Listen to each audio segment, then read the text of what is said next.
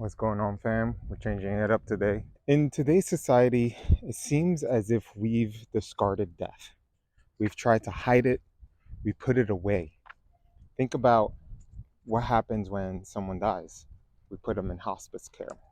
Look at what happens. We put them in a hospital in a room by themselves. Maybe they are with family, but they're hidden away. We don't talk about it. There's not really that much. Oh, dog is pulling me.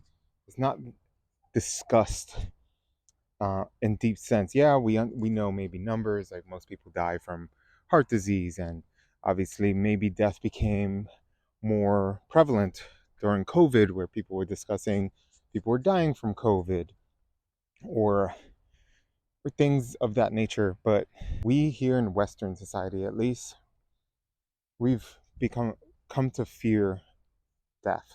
I mean, I'm one of them. I definitely fear death a lot, and I've had my own experiences, mystical experiences, we'll call them, where I had a chance to experience death.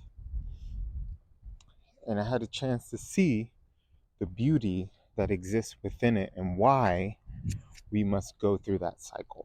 And after learning and seeing that in my own mind's eye, however you look at psychedelics and what's exactly happening in the brain, I began to look at everything the same way.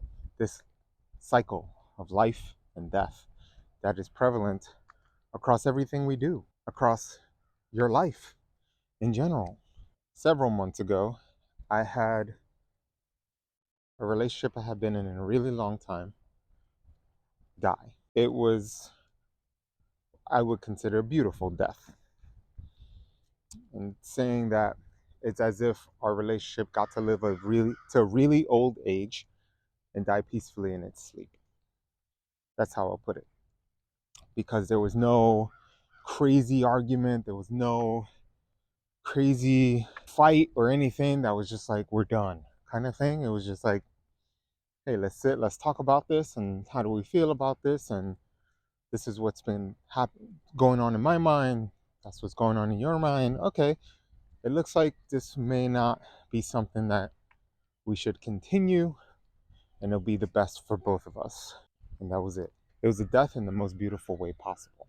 And when you look in nature, as I am right now, and it's just beautiful out here, and you look in nature, it goes through the same thing. There's these cycles of life and death.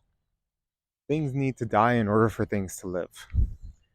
You know, there's no vegans in society. Like, every animal eats other animals, and there's plenty of video footage online that show that.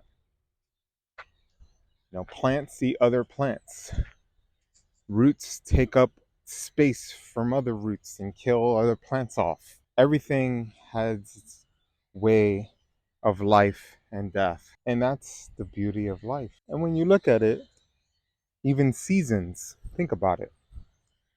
Things bloom and come alive in spring, and you see the pinnacle in the summer. And things begin to die in fall and completely wipe away by winter.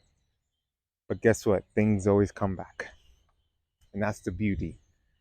If, God forbid, in the next 100 years humanity goes extinct, who's to know that another civilization won't come to existence? That is the beauty of life and death. And I'll keep stopping because copper is like fucking smelling everything. And I I think that things need to die in order for new things to come in. There's like an energetic spiritual component to all this.